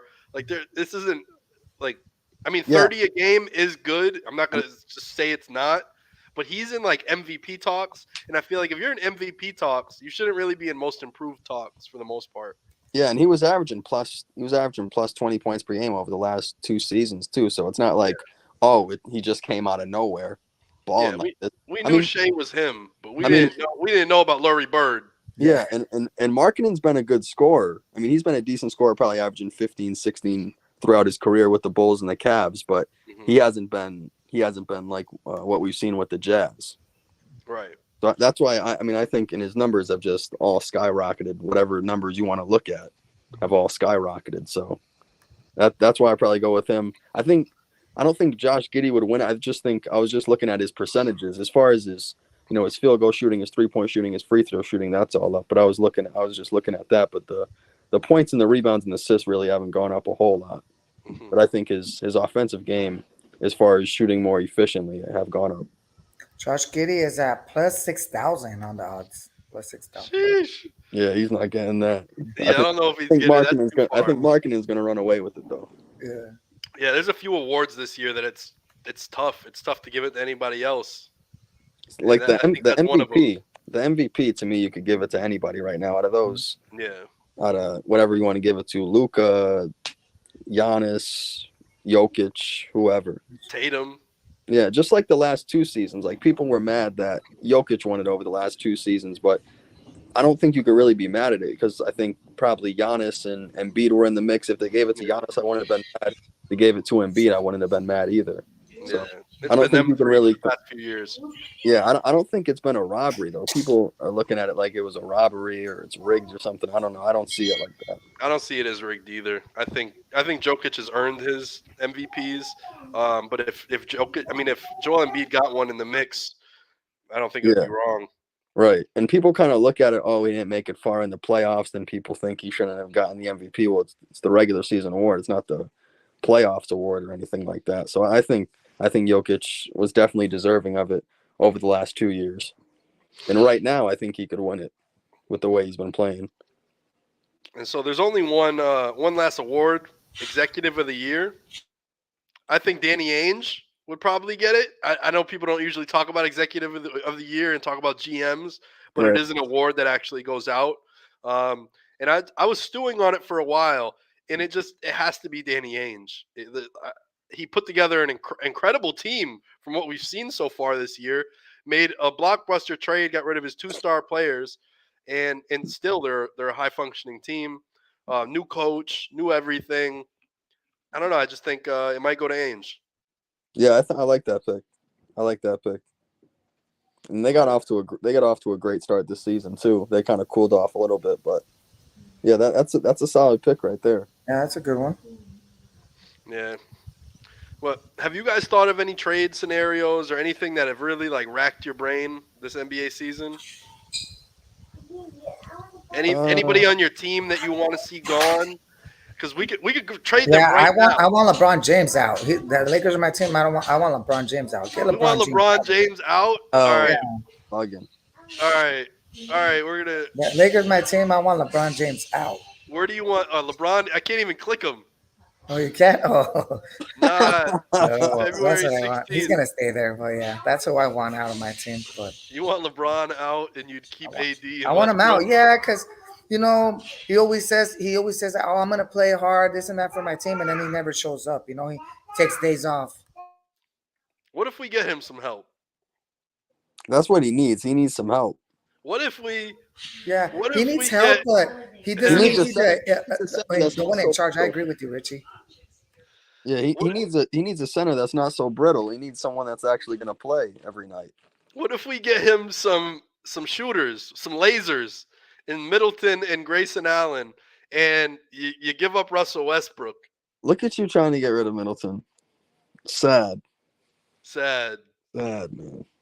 Hey, the Bucks would pick up some picks though. We'd at least get Yeah, a Lakers first round pick. he's trying to free up that gap. That's why he wants the future. Future. I see what The he's doing. future, because the The Lakers are future. gonna stink by the time these picks actually come to fruition. Yeah, Yeah. just And imagine when LeBron retires or wherever he goes when he's not in Los Angeles. right, Lakers are gonna be so awful. they are. Yeah, they are. And who knows They what's are. gonna happen with AD and who knows what's gonna Hmm. happen with Russ. Especially with Russ, she's horrible. She don't know Yeah. what she's doing. And they're gonna have Austin Reeves leading the team. Reeves is gonna average like 25 a game. What if we do like a little bit of this, and then you throw in Wenyen Gabriel? He's so bad. They get Fred Van Fleet. They drop Wenyen Gabriel and the two guards that they don't like. Yeah. The Raptors get a little swagger with Patrick Beverly. I don't know. Do they mail it in for the rest of the year and say, F it, we'll just have Malachi Flynn run the point or something else and He's figure a it good out? backup point guard. He's not a bad backup point guard. He's not bad, but people were thinking he was going to take the leap. That he had some star potential. I never really seen it, but he could score. He could definitely get hot. But yeah. So I mean, maybe they could do something like this, and then the Lakers throw in like a second round pick, 2 second rounders, something like that. Right. It could Could happen. potentially work. You could get like a full Toronto blow up, and they do like a Siakam, Freddie Vans, throw in Wancho for the filler, and then you give in Gary Harris. Where's Bol Anthony. Bol? Cole Anthony, maybe. Terrence Ross, and then Suggs. So this trade works. Mm-hmm. And Good the one. Raptors were really liking Jalen Suggs in the draft process, but instead, last second, everyone in the league thought they were taking Jalen Suggs with the 4th pick. But what they did was they took Scotty Barnes instead. That was a good With, move. with this trade, they get both of the young guys that they really liked in that draft. You get Isaac coming off all his stuff, That's a good yada one. yada. Gary Harris, you get some offense. You stop dealing with these guys who are just 6'11" and are just lanky.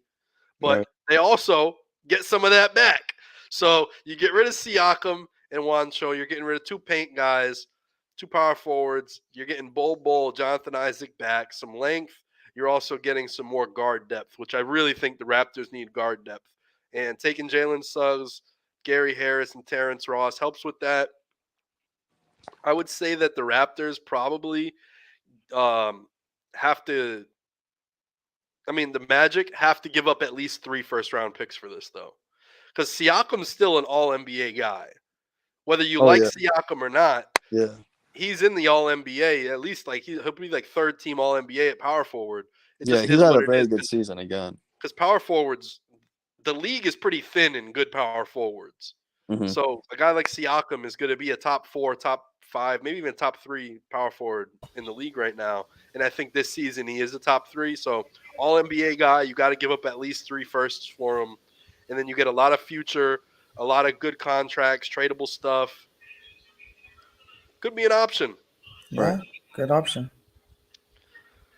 What else? Listen, I was out here doing this trade machine for like 5 hours, putting together a whole bunch of stuff. So we got a few more. Nuts. And if you guys, I have a score update with the Warriors. They're down right now, 43-51. If you guys doing live bet, probably take the Warriors. You'll probably get good odds on that and make some money. I think the Warriors will come back and beat the Bulls. Oh yeah. Okay. All right. And then with this one, you could do a mixture of guys. So it could either be like this. It could be PJ Tucker, Korkmaz, and Daniel House for Jay Crowder and Saric. I think this is actually a realistic trade. Yeah, it is. Like genuinely something that would happen. You could also like try to swap out one of these guys. Harden is like PJ Tucker and Daniel House are Harden's boys. So maybe you don't want to get rid of both of them. True. So Only one. I don't think you can.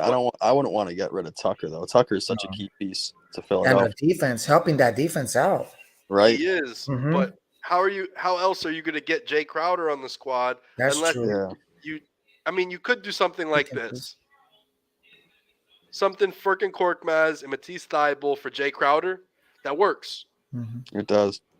And they get the Suns right now, they don't even have Jay Crowder. So you're getting shooting from Korkmaz for free and Thybulle, great defense for free. And zero offense. And you're getting No offense, yeah. but Zero it's not offense. But they are defense getting wins zero. championships. They need defense. Defense wins Yeah. championships. Exactly, because they have guys who could play and score and do their thing. Yeah. They got Bridges, they Mhm. got Aiton for the time being, they True. got Booker, and they got Booker. CP3. You just need When a he couple comes glue back, guys. yeah. You Mhm. got a glue guy around him like Matisse Thybulle, and if he could just get hot for one playoff series, like that's all you need from that guy. Yeah. So there's always these little role player options because you got to remember Jay Crowder's a 10 million guy and he wants out, so he's going to end up somewhere. It's Yeah, a he's very going out. tradable contract. You slap together something real quick and you could get Jay Crowder. I think a lot of teams have that mindset and want to get to him because of that. He can I'm go with surprised the he hasn't top been pickers. traded yet though. I know. I'm surprised he hasn't been traded yet either. Yeah. I do have a little trade, and of course it includes Chris Middleton. The With king. here, you could try to do something like this, and maybe you slap in a Deli, and then give like Surge back. So with this is just to kind of wash this contract, but at the same time to bring in Deli back to the Bucks. Dellavedova was a really good player on the Bucks, not like a star or anything, but he was really good around Giannis. I think he's a good locker room guy. I think he's going to be at the end of the bench for the most of the playoffs and season anyway. But he just kind of gets slapped in. Rashawn Holmes is a good big to bring in, and Harrison Barnes, he knows his stuff. Yeah, he Harrison, does. he's a good scorer. And the Kings pick up Middleton. They get a little fresh blood with Harrison Barnes out of there. They kind of play the same thing. I think Middleton is the better version of Harrison Barnes at his peak. But this is just how the trade would kind of go. Something like this. Trade fails, though. Yeah. Incoming Dang. trade value. Maybe take off Barnes. I don't think they'll trade Barnes. Oh, wait. Hold on. I think it would work like this. Okay. I think the Kings definitely win Yeah. that trade though. They do. You're right. They do need help. The Kings win this trade. But I think with the Bucks is the Bucks aren't even playing Middleton at all. So Oh, the dang. mindset with this is the fact that it's kind of like Jay Crowder, even though it's two different Mhm. situations. With this is like Chris Middleton is $40 million on your bench, sitting there doing nothing.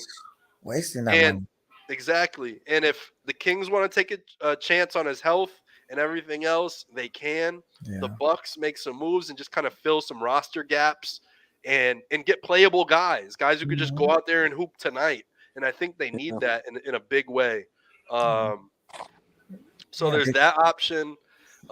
There's another Bucks option. I'm constantly getting rid of Middleton, and I know it's not everyone's favorite thing, but like this is instant offense. If you trade Middleton, and throw in a Wesley Matthews. Nah, I want Wesley Matthews. Do this. All right, so this works, or you could throw in Wesley Matthews instead of Serge. They have the same exact contract, but I think Wesley Matthews is a little bit more playable right now, and he's a top 20 3-point shooter of all time. If you look in 3-point totals, you're Yeah, gonna that's see like crazy. Wesley Matthews and Kevin Durant like right next to each other. It's kind of a crazy stat. But yeah, that dude's been hitting threes his whole career. I would love to just keep him on the Bucks. So if there's a move like this, and I think that the Bucks would probably pick up a second round pick instead of actually have to give anything up. I think Chris Middleton has a lot of value. I think the Pistons get Chris Middleton back. I know it's been about 8 years since they last had him, and then they I traded him forgot he was on, right? reluctantly Yeah. to the Bucks. They got rid of him to the Bucks. They just threw him in a trade like he was nothing. Nothing. And Boom. they get him back a little bit. It kind of completes maybe his story, his little journey. And who knows? Retires there. Yeah, he retires there. He Goes started off on in the the Pistons. sunset. He was a G League guy. Like, he really earned his stripes on the Pistons to get to the Bucks and everything else. And from there, he's been great. So maybe something like this happens, and he kind of takes the young guys under his wing. He's a good vet, good guy. Be their Something like that. mentor. Yeah, be a good mentor. The story writes itself. Yeah. We got a couple other options before we wrap this up. We got another Lakers move, but mainly it's Westbrook stuff. Yeah, get him out of there. Yeah, Sell him so high because he's been doing so good lately. Sell him high. Yeah, high. we got Jonathan Isaac, Gary Harris, and Terrence Ross. I think all of these guys would provide value to what the Lakers need. Even on defense, he could act as almost like what AD was doing, because we've seen Jonathan Isaac play. And if anybody knows how Jonathan Isaac plays, that dude locks up. He He does. can cover so much ground. He blocks so much shots, clogs up lanes. He does everything. Like, everything you want, he's going to not make the point guard want to drive into him. You don't want to go in his airspace. He's going to block your shot. He's going to deflect the pass. He's going to do something. He's going to cause a turnover either way. Gary Harris attacks the rim, plays decent defense. He's a good defender too. Yeah, he was playing pretty good with the Nuggets, and then they traded him. And then Terrence Ross is a guy who could just get hot at any time. And I think LeBron needs a J.R. Smith next to him. Yep. Just a shooting guard, an off guard who could just light it up. Any night he could just go 5 for 7 or something like that. And I think that's what Terrence Ross provides. You get rid of Russell Westbrook, you lose your 6th man of the year, the Lakers do, and lose your star point guard. But this creates other options and makes your team a little bit more complete, and a lot better three-point shooting with Russell Westbrook off, and getting guys who could actually shoot threes better than him. And Terrence Ross has been brought up in a lot of trade discussions for forever now. I mean, it's been a long time, and I'm surprised he's still with Orlando. Yeah, he has. He's been brought up forever. But that would be a really good option for the Lakers to get him, to get some more scoring, because there's no one you can really rely on scoring wise now. I mean, the only person you can really rely on scoring is LeBron. I mean, you never know what you're going to get out of Westbrook scoring wise. I mean, he's going to get a bunch of rebounds, he'll get a bunch of assists, maybe a bunch of turnovers. Reeves has had some really good nights. Kendrick Nunn has not been what the Lakers thought he was going to be. He's played pretty good over the last week or so. Even Beverly, right? Patrick Beverly. Yeah, this might be my best trade of the night. Scoring. Is this one right here. Buddy Hield, Kennard, and Covington to the Lakers. You get shooting and some stretch defense, some small ball 5 stuff. Clippers get Miles Turner and Pat Bev. They need a point guard who could kind of just I don't know.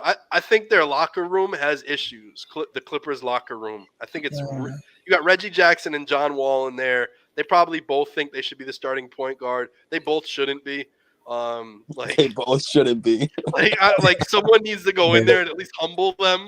And I think Patrick Beverly can go in there and just be a thorn in everyone's ass and just set everybody straight and put them in their little spots. Yeah, I think that'll be good. Coming in there, and then you got Russell Westbrook as just the contract dump. Tyrese Halliburton, did he get hurt the other day? Yeah, he's out for the next 2 weeks. He's got an elbow injury and a knee injury. Yeah, so he's got 2 injuries right now. You know what you got with Halliburton. You know everything. He's signed for years. You're going to re-sign him again.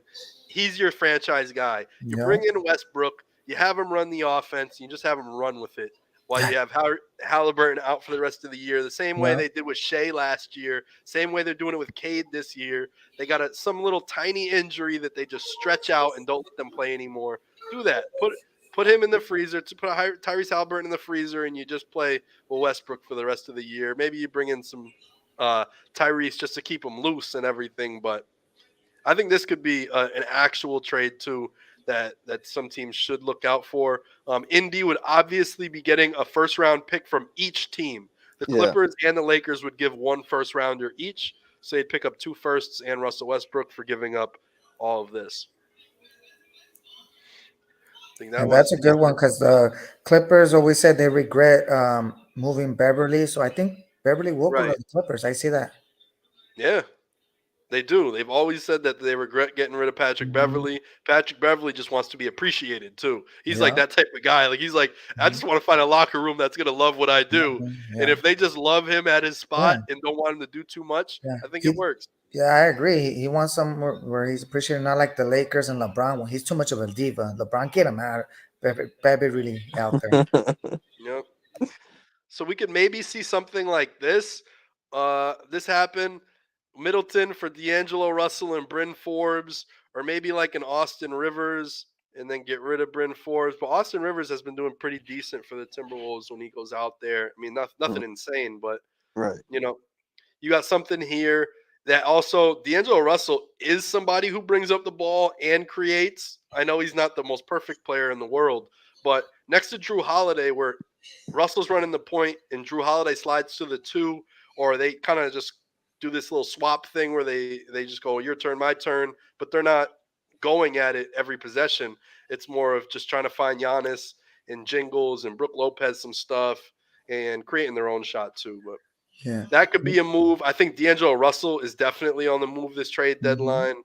We're just not too sure what's going on with Middleton, and I just think you should never count Middleton out of this stuff No. since the Bucks are in second place without him. I think they're thinking we could just figure out what we don't do now and get better at it. And trading Middleton could be that.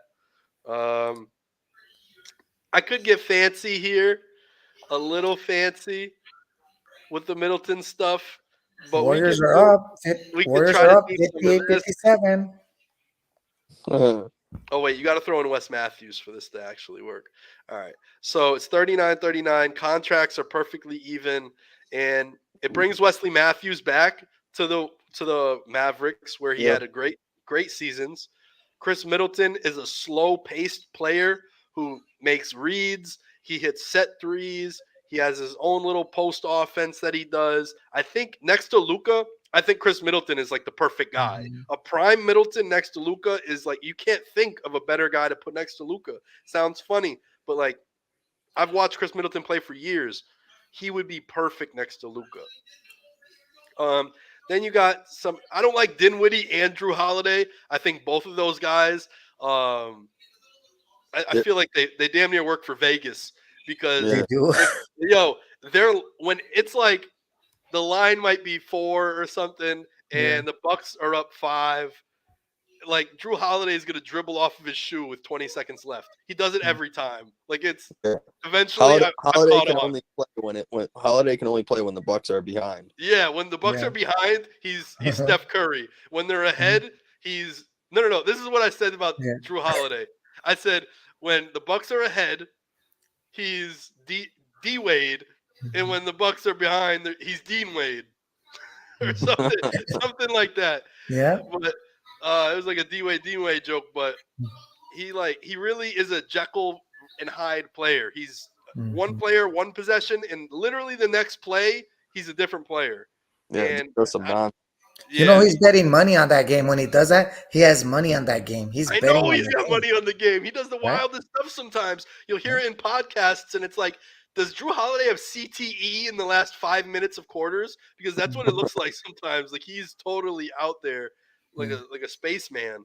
He's like he's on another planet. Yeah. Sometimes I swear to you, like I have too many instances. I've heard way too many podcasts mention it, even though I've been mentioning it for a while, and I've been swearing it to Richie. I've been telling him, "Yo, look at this Drew Holiday stuff. Like it's not just coincidence. It's really not." And then I've heard this season like 6 different podcasts be like, "Yeah, Drew Holiday, man. Like I don't know what's going on with him. Like the last 3 minutes of that half, he just like threw the ball out of bounds 3 times in a row. Like why? What's going on with him?" And that I think that's a little bit of what His he's shot in. selection's ridiculous sometimes too. Yeah, the shot selection, and then other plays he'll hit some spinning turnaround step back 3, and it's cash. Yeah, And it looked all natural. And then the next play, he's literally driving by someone, and he just like throws it out of bounds. I'm like, how did you do a spinning step back 3-pointer all net, and then the next play you're dribbling off your shoe? It doesn't add up to me. and there's too much instances like that. Vegas. Vegas. So this one right here is something that might grind everyone's gears, but let's see it get done. Let's see it. We gotta see it. If I made it, you gotta see it. So we got Steven Adams, Zaire Williams, Dylan Brooks, and Danny Green. So with this is Memphis has a slew of picks. And what I'm proposing is at least 4 first-rounders go for Kevin Durant. And this trade works. 4 first-round picks, Kevin Durant, and Monte Morris. Yeah, get rid of Dylan Brooks. He's a bum anyway. Yeah. I mean, he's on his last year, and I think this opens some stuff up for the Nets who maybe want to rebuild. You get Steven Adams on a contract year. Boom, he's leaving. Dylan Brooks gone. Danny Green, you probably could have cut him or something. Or Yeah, you they got a trade piece next year. Yeah. And then Zaire Williams, you have a forward for your future. I think this is a decent trade. I think Memphis would do this in a heartbeat. Right. Yeah. I really think they would. And you get Markieff Morris, too, coming off the bench, backing up Durant. Just another veteran who's been there before. I think this trade could really work out. And then what else we got? Ooh. How opposed to this would you be? We got some Denver stuff. I told you Denver might make a move. Spicy nuggets. Spicy nuggets. Yeah. And they're going to trade Michael Porter Jr. for Chris Middleton. And then the Bucks are going to throw in 2 to 3 first-round picks. Yeah, I could see that. You know, maybe the Nuggets feel like they'll do better with Chris Middleton, a little more playmaking, a better long-term shooter than what Porter is, but Porter is good. And the Bucks pick up Michael Porter, get him maybe I don't know. And then Zeke Naji, get a backup big. I think this trade is highly unlikely. I don't think it could happen. I don't think the Bucks are willing to give up that many first-round picks. But putting Michael Porter Jr. next to Giannis, and maybe some Giannis rubs off on MPJ, and he learns some new things, it could work. But I don't think so. This one's kind of just a random trade. What else? Let me see on this last page. Ooh, this one's the fun one. We got Atlanta, Minnesota, and Toronto. We got Ice Tray going up north again, but this is a slightly different trade. So you're going to go to Fred VanVleet, and you're going to send him to the Timberwolves, and Thad Young's going to go with him. And then Jaden McDaniels to the Hawks. You're going to get D'Angelo Russell to the Hawks. Ricky Rubio? Get him out of there. Where's Champney? Did he get traded? Or I think he got cut, actually. I think so. Let me see if this works. You need $400K to cut from the Raptors. Oh, yeah. They cut that free agent, so this one doesn't count. All right, so I would just say, like, this right here. So this works, and it shuffles the league up a little bit. It gets guards in different places where they could potentially want to be. D'Angelo Russell, maybe he gets along with DeJounte Murray. Maybe there's some connection there. Could be. They get Jaden McDaniels, which is an incredible defender. I don't know if they want to give up all that, but I think if they got the proper picks and stuff, maybe they would. A Thad Young and Fred VanVleet could change their mind. And then Trae Young with the Raptors, they get a new look. Yeah, Trae Young with the Raptors would be interesting. And this one, I'm going to leave it on this note as my last trade. I do have more if you guys want to hear them. But this one right here is possibly my favorite. And you got Tobias Harris, James Harden, PJ Tucker, Jesus, and Trez for Randall, Turner, Rose, Barrett, And one more, 5. Cam Reddish. Yeah, you got to throw Cam Reddish in there. And actually, Worked.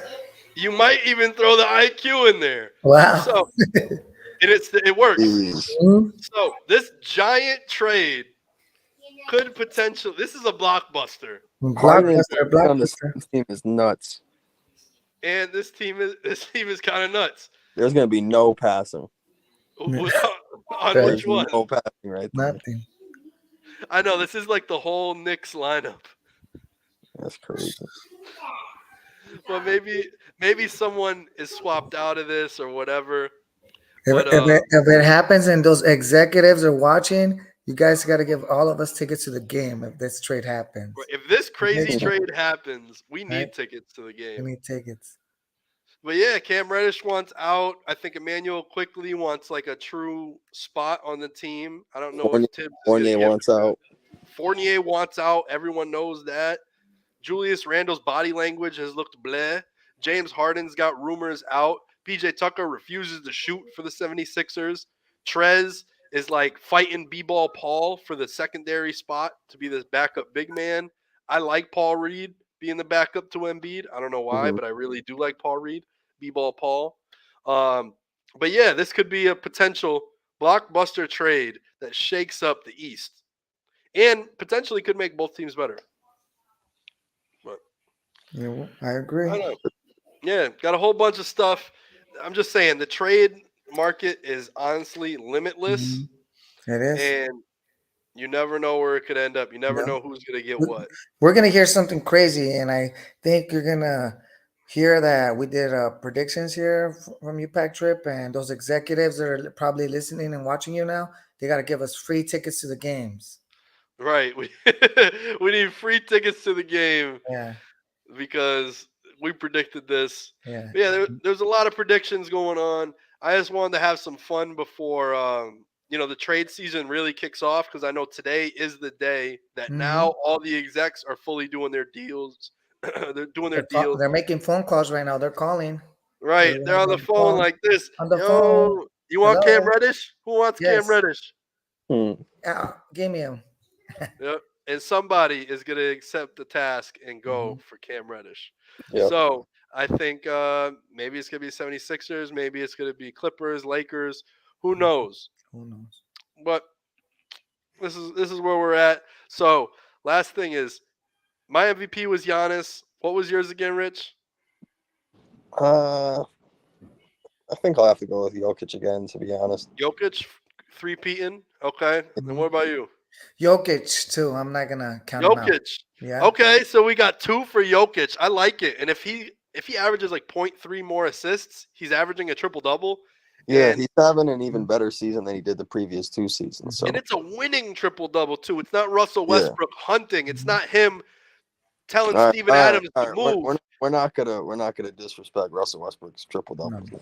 If you look at his record, if you look at the team's record when he records triple doubles, it's a winning record.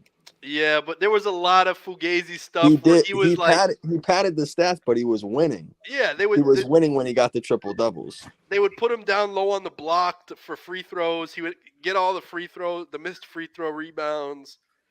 He was doing a bunch of stuff to goose his stats. Yeah, Dokovic is plus 330 on the line right now. If you guys want to bet in Vegas, plus 330.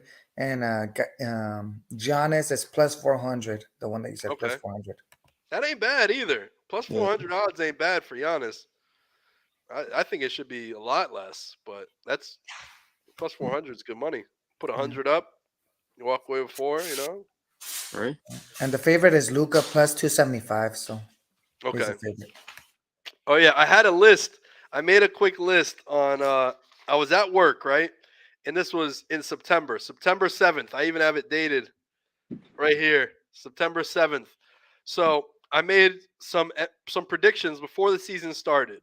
So I'm gonna just go through this real quick. MVP Joel Embiid, 6-man Kevin Love, Defensive Player of the Year Bam Adebayo, Rookie of the Year Paolo, Scoring Champ Luka, Coach of the Year Mike Brown, Most Improved Anthony Edwards, and Executive of the Year Tim Connolly, which I think that's the Minnesota Timberwolves GM.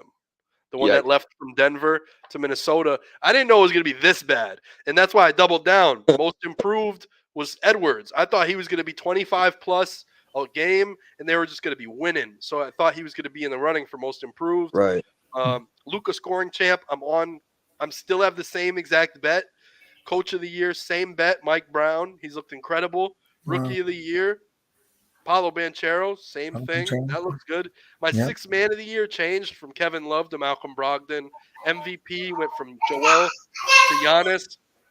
And exec of the year changed from Tim Connolly to Danny Ainge. But at least half of Pretty them good. are still going. My hot take is on track. Yep. But I want to do a stream like this. I want to bring back the drip drop, start talking about the NBA, trade season. Trade season's still going to be open next weekend. Yeah. So I want to keep this going. I want to do at least one live stream a weekend to finish up the NBA season, regular season. Then we go in the playoffs, do some stuff like that. Maybe some live, I think it's called playback, where I can actually stream the game and watch it, and you guys tune into it. But I gotta that's a good one. I gotta have cable. Have you ever seen playback?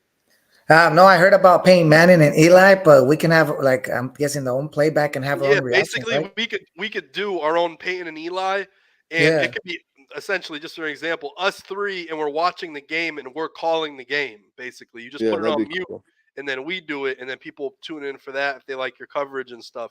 So I mean, there's a ton of possibilities. I want to stay open with it. I want to look in the playback, but we're up and rolling. I just put a couple things up in my studio. I moved to this place in Boston, and I don't have anything in my office. An hour before streaming, nothing was on the walls, so I hung up that thing in the bag. The Top Shot pillow that I got from Vegas. I brought a backpack to put my basketball sneakers in, but before we left, I grabbed the pillow, I put it in. I was like, yo, I need that. Top Shot this. Top Shot this. So we got the pillow, and then I got my MF Doom album cover right here. Building out the studio slowly but surely, but I appreciate everybody that tuned in today, and I appreciate my two great co-hosts, Richie and Poppy. Picking with Poppy. Make sure you follow him on Instagram. Poppy, give him your stuff. Let him know. On Instagram, it's Luis Richard Gomez _. My YouTube channel is Luis Richard Gomez, guys. Thank you. Luis Richard Gomez. Find him on IG. Richie, he doesn't really create content. He just wanted to come talk some hoops, and I think that's where you get some of their best stuff from a guy who didn't even know he wanted to talk about it, but it was on his mind. So I'll see you guys. Much love, and thank you for tuning in to Drip Drop. Thank you, guys. All right. See you guys soon. All right. Peace. See you soon. Yeah.